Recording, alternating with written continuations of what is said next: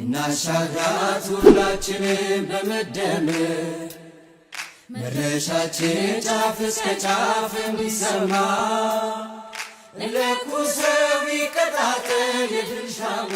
የተከበረችና ለበለጸገች ኢትዮጵያ ብልጽግናን ይምረጡ።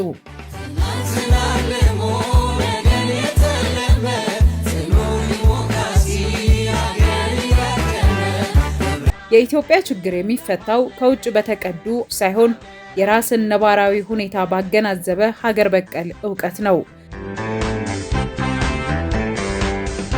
የመደመር እሳቤ የተውሶ ርዕዮተ ዓለሞችን በመተው በኢትዮጵያ ታሪክና ስነ ልቦና ላይ የተመሰረተ መፍትሄ መፈለግ ላይ ያተኩራል። በዘመነ ፖለቲካ የጋራ ግብን ሰንቆ ብሔራዊ አንድነትን የሚያጠናክር ያለፈውን አፍራሽ የፖለቲካ ባህል የሚቀይር አዲስ ትርክትም መገንባት ላይ ያተኩራል። በኢኮኖሚ በዲፕሎማሲና በፖለቲካ ዘርፎች የርዕዮተ ዓለም አክራሪነትን በመተው ለሀገር የሚጠቅሙ አቅጣጫዎችን በጋራ ይተክላል። በአጠቃላይ ብልጽግና የኢትዮጵያን የፖለቲካ ስብራት በመጠገን የሕግ የበላይነት የሰፈነበት ተጠያቂነት ያለውና ሁሉን ያካተተ ዴሞክራሲያዊ ስርዓት ለመገንባት በቁርጠኝነት እየሰራ ይገኛል። ይህ ጉዞ ዴሞክራሲን እንዲሁ ለማንሳት ሳይሆን የዕለት ተዕለት የህይወት እሴት ለማድረግ ያለመ ነው።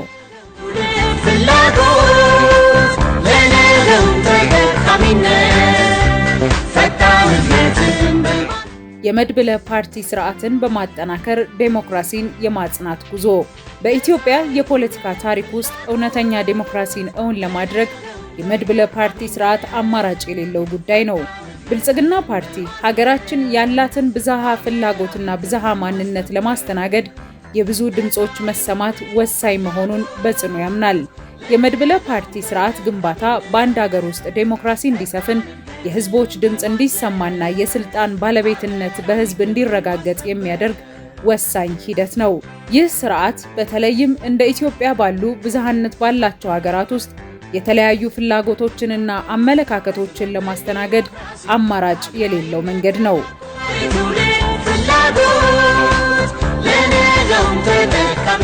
ብልጽግና ፓርቲ ዘመኑን የሚዋጅ ኢትዮጵያን የሚመጥን የፖለቲካ ባህል በመገንባት ሂደት ውስጥ ባለፉት ዓመታት በ2013 ዓ.ም በነበረው ሀገራዊ ምርጫ የተገኘውን ውጤት ሊያጠናክር በሚችል መልኩ ሌሎች ሀሳቦች ቦታ ሊያገኙበትና ለሀገር ግንባታው አስተዋጽኦ ሊያደርጉበት የሚችሉበትን በር ከፍቷል።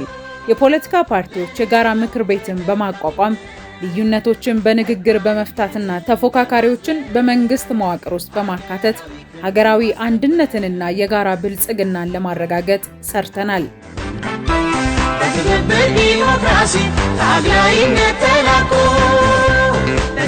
ያደገ የፖለቲካ ባህል በኢትዮጵያ እንዲታይም ሆኗል። የሐሳብ ስብጥሩ ለኮታ ሳይሆን ለእውነተኛ መድብለ ፓርቲ ስርዓት ዝርጋታ የዋለ መሆኑም ግልጽ ነው። ይህ አካሄድ በተለያዩ ሐሳቦች መካከል አብሮ የመስራት ባህልን ያዳብራል። ተፎካካሪ የፖለቲካ ፓርቲዎችም በመንግስት ውሳኔዎች ላይ ሐሳባቸውን እንዲያዋጡ አድርጓል። የመደመር እሳቤ የፖለቲካ ምህዳሩን በማስፋት ተፎካካሪ የፖለቲካ ፓርቲዎች በመንግስት መዋቅር ውስጥ ተሳትፎ እንዲኖራቸው በማድረግ ልዩነቶችን በማስታረቅና የጋራ ብልጽግናን በማቀድ ሀገራችንን ከተስፋ ብርሃን ወደ ተጨባጭ ልማት እያሸጋገረ ይገኛል።